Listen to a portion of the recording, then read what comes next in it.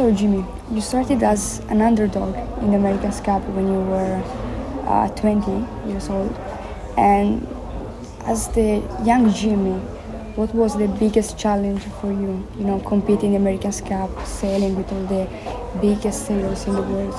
I think the first challenge was everyone was saying that we were too young and that, we would fail and it could be a big mistake. And so the first thing as a team, we said, listen, let's not listen to what anyone says and let's prove them wrong. Let's show them what we can do. Yeah. And so, the most important point was that we created a very tight team and we didn't let anyone split us apart. And, we were a very small team. We worked on the boat. We did everything. But the important point was that we stuck together. And that was key. And then as we started to go through the racing, we were surprising people. We were starting to almost embarrass some teams. And, we had the oldest boat. The boat we were using, was used in 95 and it came last. So the fact that we then went there, we got the respect from all the competitors, and then we beat another team with a brand new boat in the overall standings. It was just a great result for the entire group. Yeah. And as I said before, I really like the docu-series Uncharted, and I really like the story of your sister, that you started sailing and racing with your sister, and I also started sailing and racing with my brother. We did a lot of years together, and we raced in the NACO 15 for 2 months, and it was a really big experience. But you said that when you finished the first races, the first sailing, some doors opened for you and for your sister now. Now something is changing with the Olympic classes, SailGP. There are a lot of more possibilities for women in sailing. What do you think about it? Yeah, I think it's a long time coming. I mean, you're exactly right. I started with my sister, and at that stage where we lived, we had to go to school by boat. So when we came back home after school, naturally we would go sailing on the water. And then we decided to start racing together on the mainland. And in reality, she was better than me. But there just was not the opportunities. There was just more opportunities for me. She's had a fantastic career. But I think if she was starting now, it would, it's a totally different situation and a really exciting time. And already we're seeing, you look at all the teams, just how important all of the female athletes involved are in the role. And you look at someone like Martine, who's now driving the Brazilian boat and winning races. That is such an inspiration now, and I think will really help the growth of that next generation. Like my sister, when she was young, and now she will see Martine leading, being successful in a team, and she'll know, well, I can do that now. Like, this is an actual possibility. So yeah, I'm really excited to see it. We have some fantastic female athletes in our team. So I think it's just a very exciting time for the sport. I also saw many girls in the short team. Yeah. At the deck base, some engineers. That's a very big change from the past, And now you are the leader of the SailGP Italy team, so it's a big change from the helm of the Team USA, now leader of the team, CEO. What's the big challenges?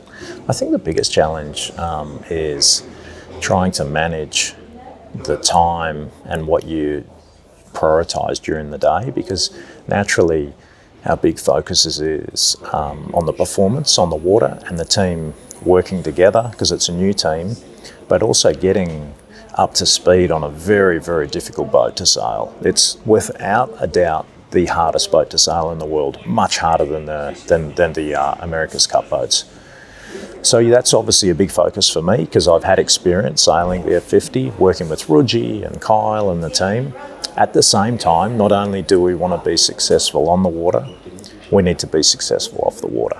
So we're fortunate that we have a title partner like RedBull, but clearly we are highly focused on bringing in more commercial partners right now. Yeah. So it's just really a balance on, you can't spend all day just thinking about the performance on the water and sailing.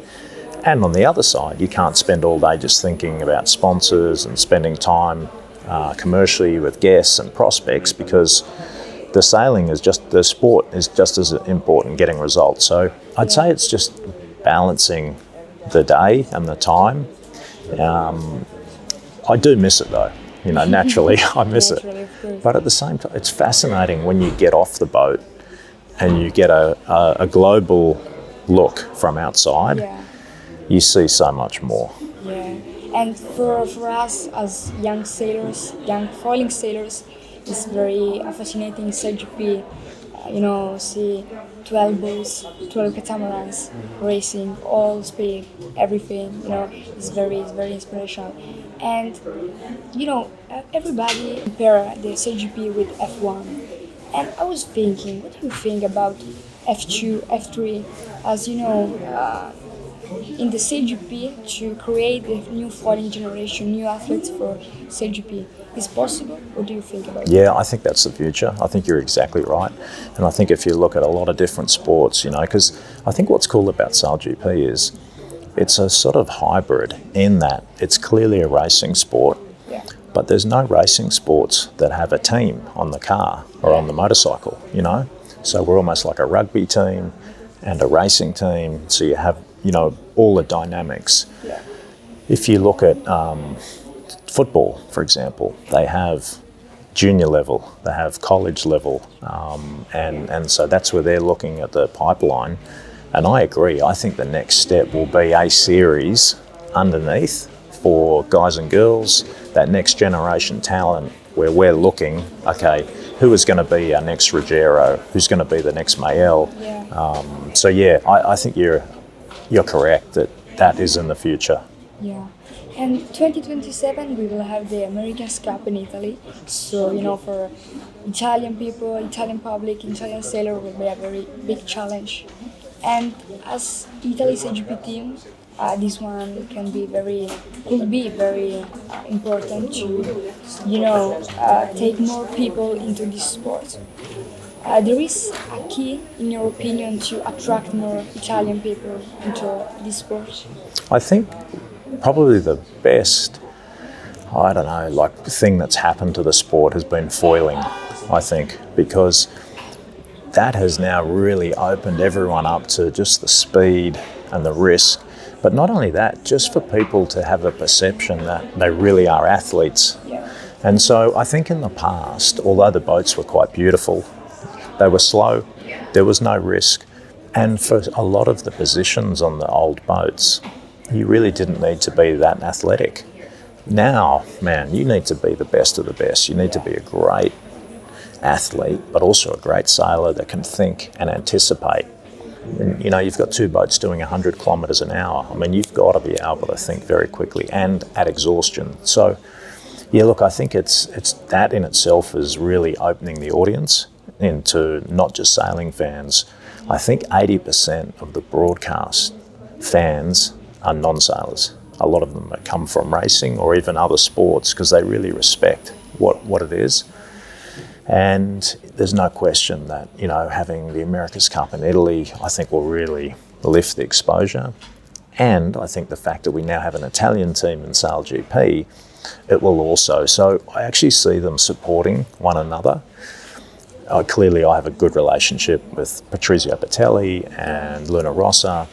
And Patrizio and his family have done an amazing job promoting the sport in Italy in a beautiful Italian way, in such class and elegance and innovation, etc. So, yeah, look, I think I see it as a real bonus and a real advantage that we're seeing both these teams now representing Italy. Our big focus now is to get a SailGP event in Italy. Yeah. And about CGP, Russell Larry wanted to create a championship where people every month can see some good races. You know what? Probably the best challenge is to find the right spot every month to have good weather, good wind, and so on. What's the place that you prefer for sailing, for foiling? Man, I mean, I think that's the other cool thing with foiling is it's opened up so many more venues. Because in the past, you really needed a lot of wind to make it really exciting. But now with foiling, I mean, you only need 6, 7 knots of wind. The boats can foil. Wing foiling, I mean, you can do 3 to 4 times the speed of the wind. So that in itself is really, a big development, I think, in the sport. Clearly, I love Italy. I've enjoyed racing, man, whether it's Sardinia, whether it's done racing in Naples, Lake Garda. I love going to Lake Garda. But worldwide, you have some incredible locations. And one of the coolest things about SailGP, as you've seen, is it's like stadium sailing. It's like going to watch a football match or a rugby match, and except the stadium is in a beautiful harbour or a location. And most people, when they would look out on Saint-Tropez or in Sydney or wherever it is, Auckland, they wouldn't think, oh, that's a stadium. Yeah. But it is. And so the ability to now turn that into a stadium, that's probably the most beautiful stadiums in the world. Yeah.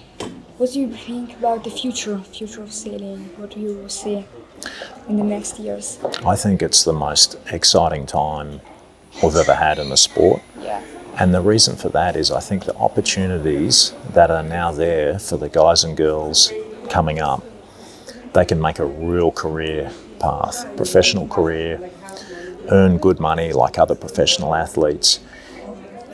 Because SailGP is all set up around a regular season. Yeah. So it's not, as we know, the big challenge with the America's Cup is you never know where it's going to be and what we're going to do. SailGP is a regular calendar, like Premier League soccer, like MotoGP, Formula One. So even though, like on professional sporting teams, the athletes might change, the coaches might change, even the owners might change, but the team's going to be there. Yeah. And it's going to be on that calendar season. And that's great because then they know, okay, I can work towards that. The other big change that is a first for the sport is now we're seeing people who are athletes becoming owners in the team. That's the first time that's ever happened in sailing, in the sport. And so, if you look at other sports, that has happened. NBA teams, sometimes NFL teams. Yes. We're seeing ex-athletes now